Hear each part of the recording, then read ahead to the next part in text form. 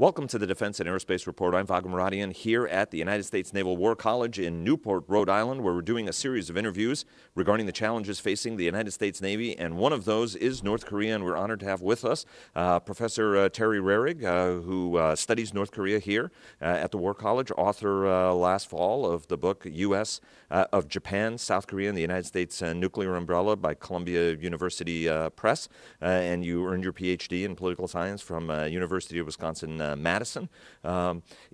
Professor, every time folks think about North Korea, I want to start with the naval context of it. Sure. Always think of North Korea as a land power, but it also is a nation that's developed a lot of naval capability, mini sub force. We saw the sinking of the Cheonan, the South Korean corvette, a few years ago, and we think that it was a mini sub that sank it. Talk to us a little bit about the North Korean naval strategy. There have been efforts, for example, to develop a submarine-launched ballistic missile as well to give them a sea-based deterrent, although that's, would like an update from you on that. Talk to us about what the North Korean naval strategy has been over these past few decades, and particularly under Kim Jong-un. Sure. The North Korean Navy is best characterized as a brown water coastal fleet. It has a large number of surface ships, but they are old. They are generally small. They only have about a handful of frigates and nothing larger than that.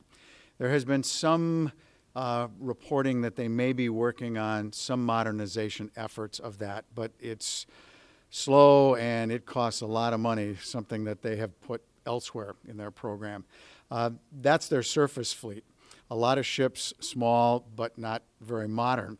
Their submarines are another matter. They have 73 submarines.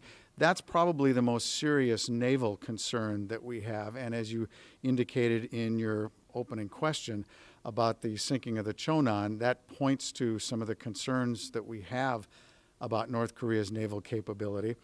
And in particular, the difficulty of anti-submarine warfare in that neighborhood, because the Yellow Sea, where a lot of that takes place, is a fairly shallow area. There's a lot of ship traffic there, and so it's a tough environment, submariners tell me, to be able to do anti-submarine warfare kinds of activities.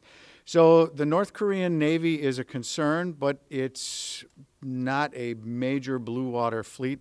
The other thing that if there was ever combat operations, based on geography, their fleet has to be divided in two parts. And there'd be no way they could get one side over to the other without having to cross through a gauntlet of U.S. South Korean naval assets. And so essentially their fleet is divided. There are also reports that a good number of their surface ships are in dry dock, under repair, and perhaps permanently so because of lack of spare parts and other things. So they have some serious capability, but it's certainly no match for what South Korea has or the United States has either. And give us a little update on the submarine-launched ballistic missile program. They have been working it. I recall some footage where we debate whether or not, that was a real missile test or not. Talk to us a little bit about where they are on that effort. I know that we are looking forward to talks. There's a lot of discussion about denuclearization. At the same time, this is something, the capability that they have invested money on. Talk to us where they really are from your standpoint in terms of the capability. What kind of capability they now have. It's very early in the process. They have been working on a submarine-launched ballistic missile, have conducted a number of tests, either tests from land-based platforms or a submerged platform out to sea, or also they have, I believe, conducted one or two tests of an actual submarine tube, if you will. What they have done is taken some of their one or two of their old diesel boats and tried to put a vertical launch tube, one, maybe two, in one of these submarines to come up with a submarine launch capability. They have not tested much on this front lately, as most of their efforts have gone into their long-range ballistic missiles. But no doubt this will probably be something that they will continue to work at, perhaps more slowly, depending on how the strategic environment changes as a result of the summits, et cetera. But I think they will continue to work on that, and we'll see where that turns out. But again, I would say it's fair to say that they have a long way to go, not only in developing just the submarine capability per se, but being able to develop the expertise to conduct deterrence patrols and things that you would need with a submarine.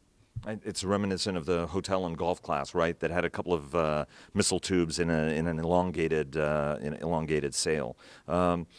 Let's talk a little bit about the overall capability and how the naval element of it would fit into any North Korean war plan. A lot of the concern has always been that even if North Korea is not a nuclear power, it has a tremendous ability to hold at risk Seoul, and a lot of other targets in South Korea, just with its conventional artillery, for example, or rocket artillery. Talk to us a little bit about how the Navy piece of it would fit into sort of a North Korean order of battle in the event of a potential conflict. Sure. And let me even back up just a bit, because I have often thought that when we look at where we could have the potential for a conflict on the Korean Peninsula, on land, that border is the DMZ creates a very stable land division.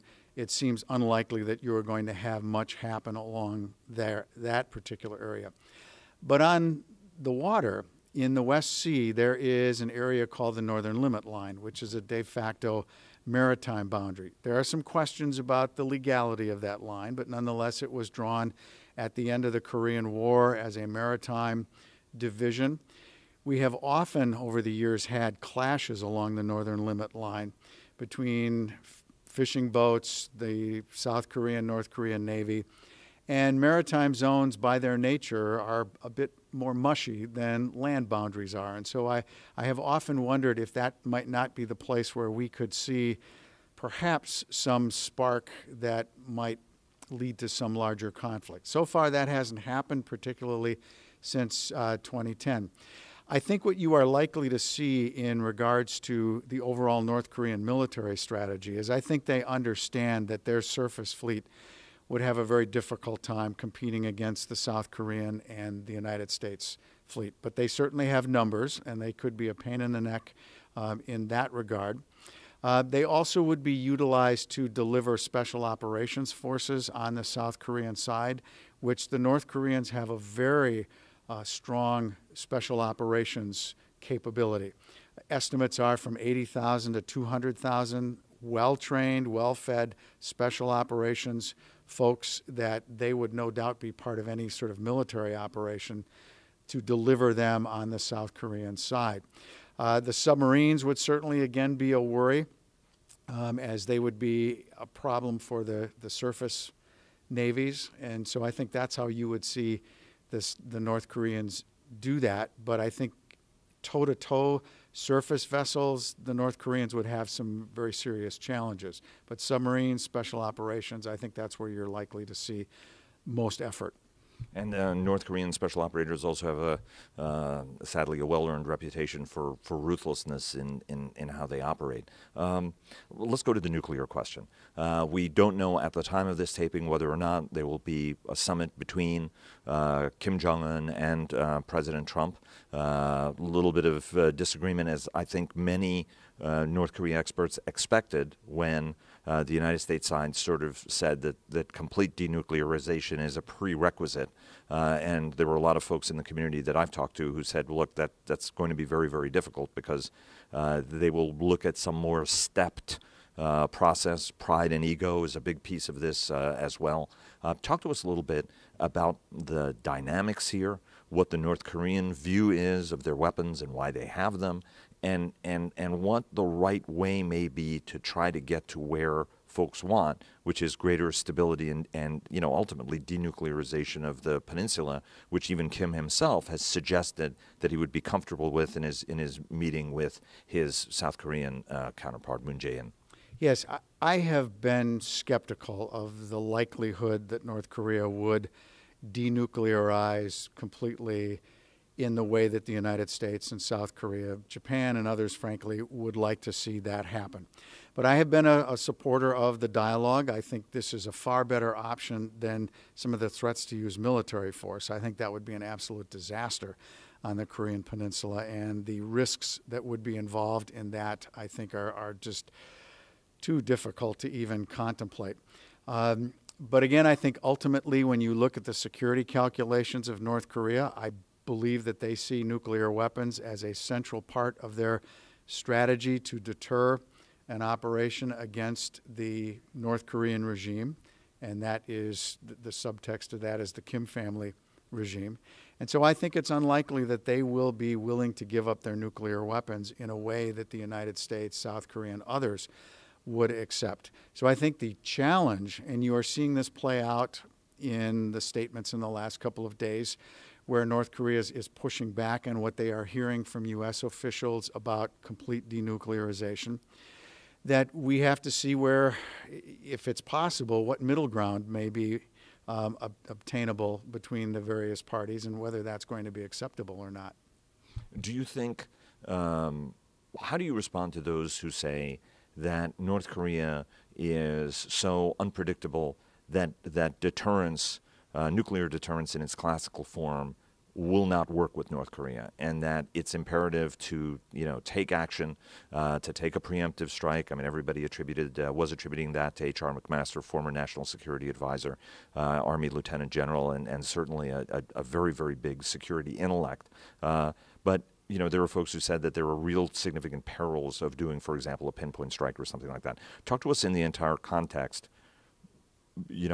Does deterrence work with the North Koreans? And what are the potential risks of taking some action more muscular than negotiation to try to resolve it? The short answer is yes. I think North Korea can be deterred. They have been deterred from a major strategic action for the last 60-plus years. I think the bigger challenge are smaller scale provocations, as they are called, although we use that term loosely, I think, unfortunately, in some respects. And it comes back to an important issue that you raised about assessments of Kim Jong-un's rationality. If he is not rational, then that raises questions about whether he can be deterred. I have always thought that Kim Jong-un is sufficiently rational that he can be deterred. Rationality is a tricky concept, and certainly there has been a lot of criticism about what that means and whether it actually works in certain situations. But I think Kim Jong-un is sufficiently rational. I think the North Korean regime understands that any sort of offensive use of nuclear weapons, even any sort of coercion using nuclear weapons, is going to fail, and they can be deterred.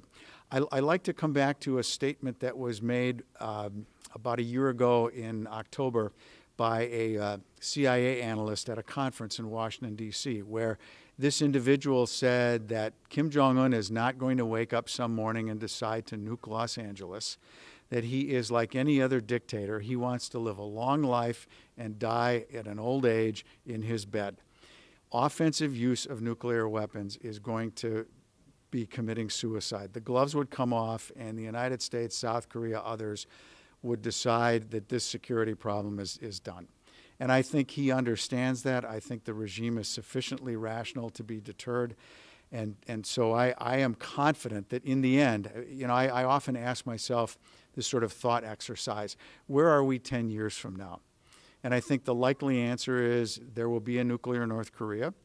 We will have a different status quo in the Northeast Asian region, but it is one where North Korea continues to be deterred. And we hopefully can move towards some better arrangement of peace and stability in the region. But it's likely to be with a nuclear North Korea, because the cost of removing that is tremendously dangerous and tremendously high. So taking that forward as a thought experiment, Moon Jae-in and his party, each one of these three approaches or dialogue sessions have been driven by his party. He has reached out. They're trying to build a personal rapport. How does that rapport, dialogue, and possibility of even negotiating, for example, a peace treaty, does that work if North Korea retains its nuclear weapons? Is there an ability to make progress on the relationship to de-escalate the situation and even create some positive elements of it? I mean, I think people forget that, the industrial park in Quezon. I mean, there are parts in American TVs, for God's sakes, that probably, that were originated or at least, assembled or produced even in North Korea. or at least of Korean origin that come to the United States. Talk to us a little bit about that dynamic and what's possible even if there's no denuclearization, or is denuclearization going to be that which prevents any more positive progress on the inter-Korean relationship? I think you are likely to see some improvement in inter-Korean relations, even perhaps in U.S.-North Korean relations. And I think that's a good thing. What has concerned me most throughout these last several years is that, again, I think North Korea can be deterred.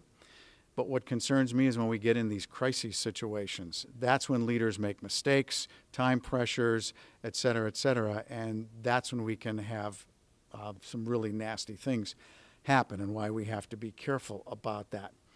But with that said, I think that in regards to denuclearization, this is the real challenge, and something that I have thought for a number of years now, and that is that we have the goal of denuclearization. And yet it's a goal that I think many would argue we can't reach. So what do? Some have argued, well, let's just sort of give up and recognize the obvious: North Korea is a nuclear weapons state, and move on. But that's a problem because of U.S. long-term non-proliferation goals, and frankly, those of our allies and of the international community in many respects, that to accept North Korea as a nuclear weapons state sends a bad message to other would-be proliferators, and that you can proliferate, you can develop your own nuclear weapons, and eventually the United States, the international community just gets over it, and on we go. So we can't really legally, publicly accept North Korea as a nuclear weapons state.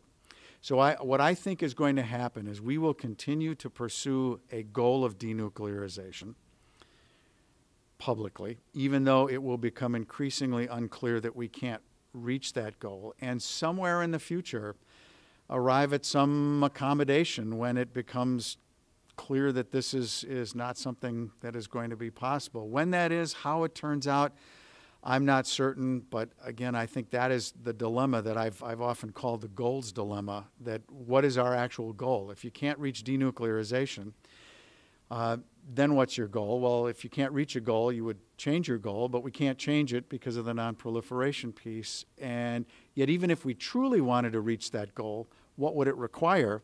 It would require, again, probably military action, which is a cost that is just astronomical. And so again, I think we have a real difficulty in working through what our final goal, what the final goal is that can be workable, tolerable to all sides as a negotiated settlement. There's a couple of questions I want to ask you about the Kim regime in particular, right down to his haircut, which is important actually, not just a comic thing to some, obviously not funny to him. How, from your standpoint, then, why would the notion of a pinprick attack or a pinpoint strike be a bad thing? Is that something that would trigger a wider conflict? Some argue, no, that's the necessary rap on the knuckles or the newspaper to the nose, or punch in the nose. Or is that something that would be an escalatory step that leads to a wider, uncontrollable conflict? I think there's a couple of issues with that. First, many who argue that we need to conduct the bloody nose strike, as it is usually referred to, that somehow this will be an action to demonstrate to Kim Jong-un what we are willing to do and will deter him from future action. Except oftentimes from that side of the argument, it is made that he's not deterrable. Well, so why is this going to deter him if you don't believe he's deterrable in the first place? The other piece to this is that Kim Jong-un, while I do not believe he would use nuclear weapons in any sort of offensive first strike, because I think he understands that the gloves, again, come off and the regime is done. However, if you send 10 Tomahawk cruise missiles in a bloody nose strike at some targets in North Korea, Kim Jong-un has 30 minutes to decide, is this the opening round of regime change, or is it going to be a limited bloody nose strike, even if we say very clearly that's all it is. Is he going to believe us? And what is his response going to be? If he thinks this is a regime change operation, his response is going to be very different than if it is decided to be a bloody nose operation. And will he be able to tell the difference? While he will not use nuclear weapons, in my view, in an offensive first strike, if he believes the survival of the regime is at stake, he will use whatever tools he has, not only nuclear, but the chemical weapons, the conventional weapons that you mentioned earlier. Then all those tools are on the table. And that's why I think it is very dangerous for Kim to have, he has to make a very quick decision in those regards. And even does he have the surveillance and intelligence, surveillance, reconnaissance capabilities to be able to know for sure what's coming at him? And so, again, a number of different pieces to that make this a very, very dangerous possibility. Let me ask you about the Iran nuclear agreement and how that fits into the calculation and the thinking of a Kim Jong-un. The administration, the president made that as a promise, telegraphed that despite personal pleas from some of our closest allies. He pressed ahead and withdrew the United States from the Iran nuclear agreement, saying a better deal could be negotiated. There is some dispute whether or not the United States has more or less leverage now. And another concern is that the United States, in this administration at least, wants to more frequently either abrogate agreements we've had or put much more rapid renegotiation clauses in them, for example, NAFTA or any number of agreements, which has some of our closest allies sort of unsteadied and being like, well, look, what's the permanency of this? We sign agreements with the United States. Some of them are lasting over centuries, or do they get unwound on a regular basis? Talk to us about the linkage and how the dissolution of an Iran nuclear deal affects the calculus in Pyongyang. We've heard Mike Pompeo, the Secretary of State, on the record saying there's absolutely no linkage nor connection. I don't know whether he's not said whether he's discussed that personally with Kim or not, or whether or not that's a talking point. From your perspective as an academic who studies intimately this issue, how do you think that feeds into the North Korean calculus? It has to raise some questions in their mind. And perhaps not even only about the Trump administration and willingness to follow through on an agreement, but also what about the next administration? And will a follow-on U.S. administration hold to an agreement during the Trump years? That is interesting. Certainly one of the key answers here is we don't know for sure. And in many of these questions, it's not certain how the North Koreans view some of these issues. But I think it has to raise questions in their minds about the stability of an agreement in regards to this administration as well as others, and the willingness to follow through. Now, certainly, if the Trump administration negotiates an agreement with the North Koreans, they will have a lot at stake in this being upheld, and no doubt they will not conclude an agreement if they don't believe it's in U.S. interest, or at least in their perception of U.S. interest. But again, I think it will raise questions about perhaps a follow-on administration and what they may believe in regards to that. You raised another, I think, interesting issue about the U.S.-South Korean alliance and deals and other sorts of things.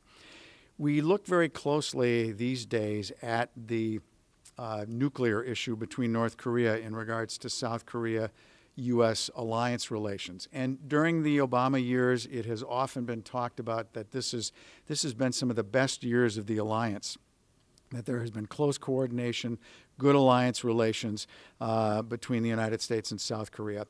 We have, in addition to the North Korea policy, I think some other issues that are concerning from an alliance management part. We are undergoing right now negotiations with our South Korean allies over burden sharing arrangements. And the President has raised some questions about the fairness of those issues and how this dialogue will play out.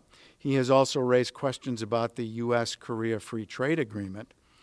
And so I think it is important to remember that, and I'm concerned about how we manage some of these issues. The North Korean nuclear issue is a key one.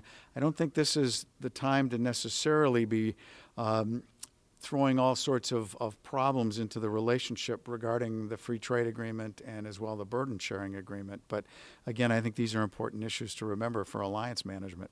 Especially at a time when South Korea invested massive sums of money in order to relocate the American garrison into a new base and new facilities in South Korea, having discussed that with South Korean legislators some years ago. Let me go back. One nuclearization question, and I do want to ask you about covering what is effectively a James Bond villain of a nation. I mean, it's really quite extraordinary when you think about it that way, and it's funny in sort of a not funny sort of a way because they are killing and subjugating their own people. But just on the nuclearization question and how we move forward. John Bolton and the administration is on the record that this is a prerequisite, that North Korea has to give up all of its nuclear weapons in sort of a Libyan model, if you will, and the Libyans weren't even close. I mean, they had some componentry and sort of an intent, as opposed to actually like devices which they've built and tested, as opposed to whatever model Kim has, and you've said it doesn't matter what the rhetoric is, he will want to retain that capability. So what's kind of a way forward here? Either the administration has to back down in some way, or the North Koreans have to back down, and I don't think there's much of an appetite on either side of this thing to do anything that's called backing down. So how does this go in your thought experiments?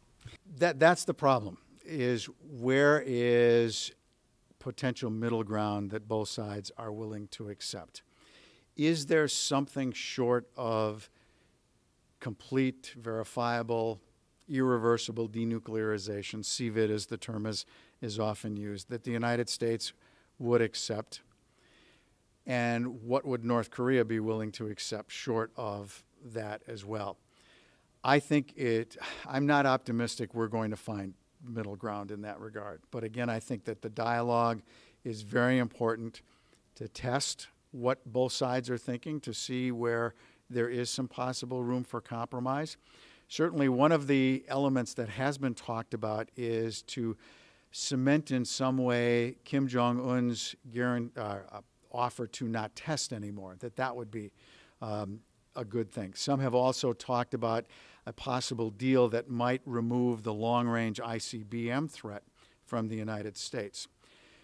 Well, that would certainly be a positive move from a U.S. perspective, but our allies, Japan and South Korea, would say, wait a minute, they still have short-range and medium-range ballistic missiles. They probably have, the medium-range probably can be tipped with a nuclear warhead. They certainly can carry chemical as well as conventional warheads. And so Japan would be very dismayed by something that stopped short of that. South Korea perhaps as well. But again, where we find some of this middle ground, I think, is going to be a challenge. And, you know, we often get an impression in the United States that, well, what's a good deal? A good deal is we get everything we want, the other side gets nothing. That's not a negotiated settlement. And so what are we willing to give that will allow North Korea to have its position met, that they are willing to accept from our side? And again, I'm not optimistic that we're going to find a middle ground that is acceptable to both sides, and we will be back to months ago, but I hope that it is not the same level of crisis and threats of military force, because again, I think that is absolutely a disaster. But even if we don't get progress on denuclearization, even having some level of regular lines of communication with North Korea is a positive thing. We often talk about how we don't know a lot about what goes on in that regime and what they're thinking. A regular source of dialogue, even improved Korean relations, because fundamentally this is an inter-Korean issue in a number of ways. I think all those things can be positive elements, though we have to keep our eyes wide open about what this can achieve and what sorts of concerns we need to still have on the table. So what's the Chinese role in this? Because much has been said that China has power over Pyongyang.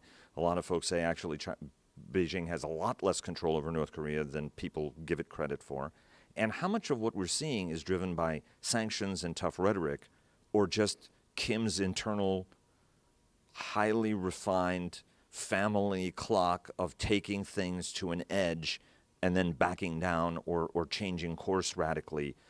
How much of the credit here resides in Washington and UN sanctions and Beijing, and how much of it is so what's the China role, but also how much of this is just being driven by North Korea's clock and timetables more perhaps than anybody else's? Sure. I think two really important questions. Let me start with the China part first. That in your question, I think you've hit on two very important parts of this relationship. Politically, China and North Korea have had close relations in the past, but over the last several years, it has been very dismal as the North Korean leadership, despite Chinese advice about not testing, about other things, have thumbed their nose at Beijing and done it anyway. The Chinese have been very miffed over that. I think the evidence is their willingness to increasingly tighten sanctions. But I think while the Chinese are willing to exert more pressure, they're not willing to go to the extent of collapsing the North Korean regime. So while they have been willing to punish, they have not been willing, I don't believe, to topple the North Korean regime. So I think there are limits to how far China is willing to go. They certainly have the economic levers to do it if they chose to do so, but for strategic reasons have not.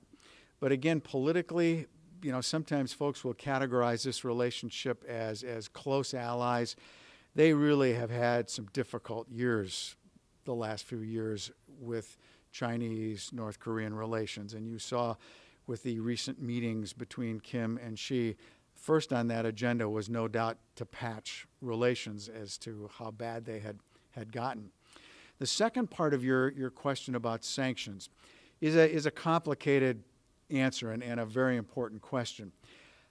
I think there's a number of things going on here. I think at one level, this is part of playing out as North Korean strategy, that you are seeing some elements of the planning that they have done over the years, and I am thinking that I think this is part and parcel with how they have thought through how this would work and the levers that they would pull.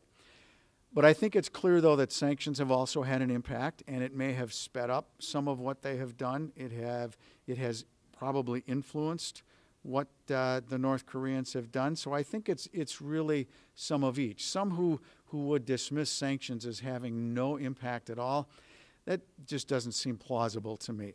But that sanctions have been the sole item that have driven North Korea to the table, and all of these various actions that they have seemingly taken, I think that's an overstep too. To me, the answer is somewhere in the middle. But again, it's hard to know for sure because we just don't know what the Kim regime is thinking.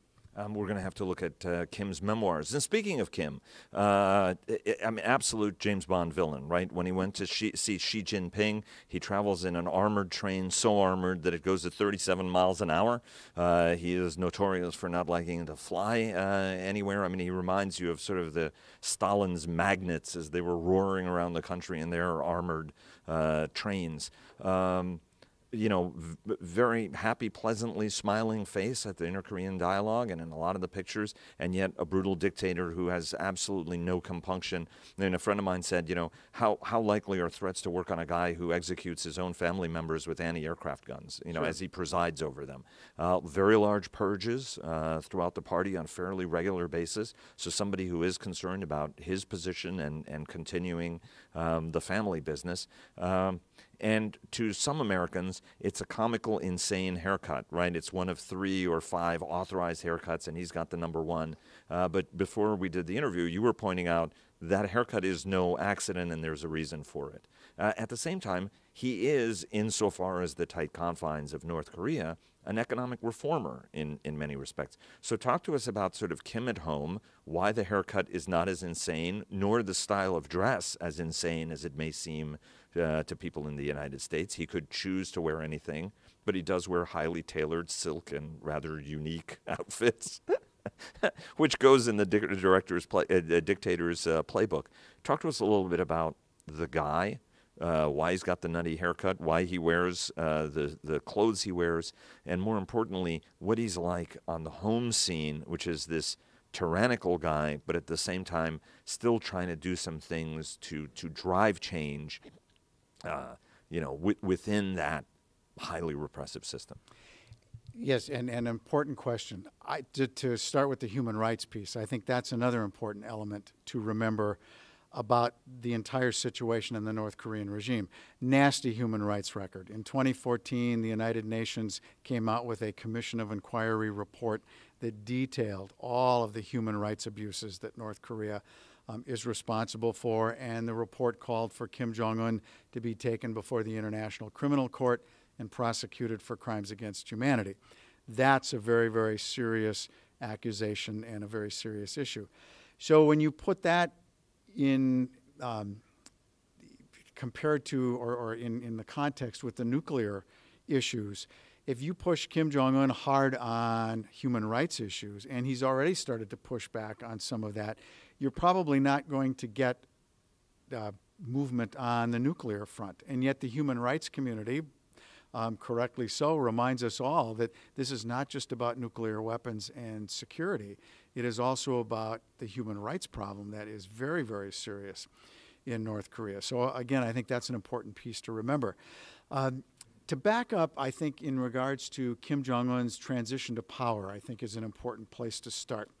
When you look at when he first succeeded his father in December of 2011, he had only about a year and a half, maybe 2 years of the grooming to be prepared to take over his father's position. In contrast, Kim Jong-il had about 15 plus years of being designated the successor to take over for his father, Kim Il-sung. And when that transition started in 1994, we were still questioning how smooth this was going to be. Oh, he's only going to last a short time and the regime goes away. Kim Jong-un is now thrust into that same position with very little legitimacy. He's a kid in his late 20s. He's not married. And he's going to be telling senior people in the military and the party what to do, how to run the country, et cetera, et cetera. So first off, he's got to craft an element of legitimacy about his rule. Now, certainly being a member of the Kim family is central to that. North Korean ideology is concentrated around the beneficence and the aura. There you go. Thanks. The aura of the Kim family and what they do to take care of the country and the people, the great leader syndrome, if you will. And so inheriting that is certainly a key piece to that helps. But in addition to that, Kim very quickly, we think, tried to portray himself in the image of his grandfather, Kim Il-sung, whose legitimacy is absolutely unquestioned. I mean, to say he is viewed as godlike in North Korea is not an understatement. And so he was very quickly married because as a single kid, now he's married, he's a family man. That elevates his maturity. The haircut that you mentioned, if you look closely at some Kim Il-sung pictures when he was young, it looks a lot like Kim Il-sung and not like the curly hairdo of his father, Kim Jong-il. Small issues, but again, important in crafting this legitimacy that Kim Jong-un did not have. He also purged a lot of individuals, which that number in a compressed period of time was very striking, in particular since he killed his uncle by marriage, not by birth, and then also later had his half-brother killed. I think probably the best categorization of all of that is anyone who watches Game of Thrones. Right. It's that sort of power struggle that these guys were viewed as threats to his power. But that when you look at the compressed time frame, Kim Jong-un probably didn't purge any more people than his father or grandfather did. It was just spread out over a longer period of time. But that's typical classic behavior in these kinds of regimes where you remove people who are not loyal to you because you gave them the position, but instead to bring your own people in and to craft that. And it speaks again to the coercive nature of the North Korean state. And so if anyone is expecting to see a rebellion and uprising in North Korea at some point, the state still has plenty of mechanisms to be able to tamp that down. And on the economic part, talk to us a little bit about his reform agenda. Yeah, that's an interesting question. He has embarked on some economic reform, but it is still slow. And there was an interesting report 2 days ago by a very high-profile North Korean defector who had been in the UK for his previous posting. And he said that he was skeptical Kim Jong-un would embark on any large-scale Chinese, Vietnamese-like reform, and that it would continue to be relatively incremental, in particular focus on tourism and also on growing some of the special economic zones as a result of that. The key piece to this is that while China has been telling North Korea for years, look at our model. You can open up your economy, you can reform, you can prosper, and yet you can still keep the Kim family and the Communist Party in control as we did. While North Korea could look at that and say, yes, that might be one outcome, but we could also have as another outcome the old Soviet Union and Eastern Europe, and that they may create internal problems that lead to a loss of control, and then things spiral out of their control and the Kim family goes down.